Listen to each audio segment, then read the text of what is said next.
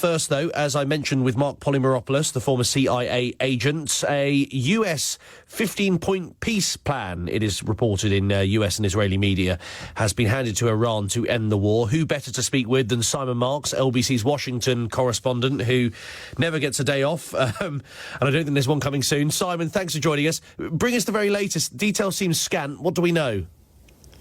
Yeah, I mean, detail is scant, Henry. This is not the first time a 15-point plan has been discussed, because there was a 15-point plan on the table between the United States and Iran as long ago as May of last year, before the United States then went ahead with Operation Midnight Hammer in conjunction with the Israelis and claimed to have completely obliterated Iran's nuclear program. Well, now this new 15-point plan, according to the New York Times, which has not seen a copy of it but has been briefed on it, says that it's been handed to the Iranians through Pakistani intermediaries, and it is a plan that focuses on the need for freedom of navigation in the Strait of Hormuz, as you would imagine, but also the need for curbs on Iran's nuclear ambitions and on its ballistic missile program.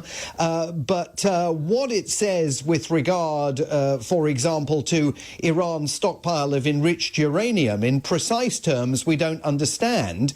We don't know, but we do understand that the plan makes reference to Iran's stockpile of enriched uranium. And remember, last summer, the United States claimed not only to have completely obliterated Iran's nuclear capability, but that enriched uranium as well. Now, all of this is apparently in the hands now of Iranian officials. It's been another extraordinary day here of various different stories being told by President Trump and administration officials. The president claiming, oddly, that Iran had given him some kind of a very valuable present. He wouldn't define what that was. There are some reports suggesting that it may have been the successful transit of an oil tanker carrying some 2 million barrels of oil safely through the Strait of Hormuz, but also no clarity on whether talks are going to take place later this week between US and Iranian officials in Islamabad or anywhere else. That situation is being described as very fluid, and meanwhile, the president has authorized the deployment of more American troops and military resources to the region. Thousands more troops on their way from the 82nd Airborne Division of the US Army, all of which is fueling the notion that President Trump may be planning some kind of deployment of ground forces, with every indication still that the US is digging in for weeks and weeks more of conflict in the region, whatever this 15-point plan actually says. And so that speculation about, Mark Polymeropoulos, the former CIA agent, was saying that what you've just spoken about there lastly, the sort of forces that President Trump has authorised, the paratroopers heading to the Middle East, is far more significant than these 15-point plans with which they are vague. One thing that would seem to me, Simon, is that the actions don't seem to marry up the rhetoric. On one hand, we're hearing that sort of everything's fine and there's a deal and Iran is sending in presents. Then on the other hand, as you say, we're close to ground troops. Yeah, I mean, absolutely nothing has married up at all since February the 28th, when this military operation began. We've seen constantly shifting sands, constantly contradictory claims, even about the reasons for the war beginning, coming from President Trump and his top officials.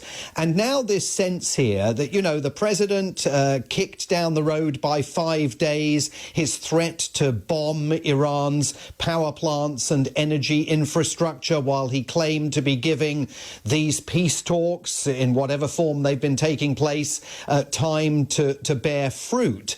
But also the fact that he is flooding ever-increasing resources to the region is leading some observers here to wonder if this isn't all just a delaying tactic while he pre-positions those forces to expand the war. He definitely seems to covet the idea, of course, of securing freedom of navigation situation in the Strait of Hormuz. He was asked yesterday, if the peace talks work, who's going to control the Strait of Hormuz? And he said maybe he would. Maybe he would do it in conjunction with whoever ends up being the new Ayatollah in Iran. I mean, all of that is very nebulous, but there has been talk here of a possible ground invasion, at least to try and secure control of Kharg Island, which is that crucial strip of land alongside the Strait of Hormuz, and also the possibility, and it would be a very high stakes and daring thing to take on, of using ground troops to try and go and secure Iran's stockpile of enriched uranium, although where exactly that is, and, you know, there are reports that it's been distributed all over the country, would make that an extremely complex operation. There is no public appetite here, Henry, whatsoever for boots on the ground. The president has not prepared the country for that at all, and it would lead to more criticism coming from members of his own Make America Great Again and America First movements. Always good to speak with you, Simon. Thank you. Simon Marks, LBC's Washington correspondent.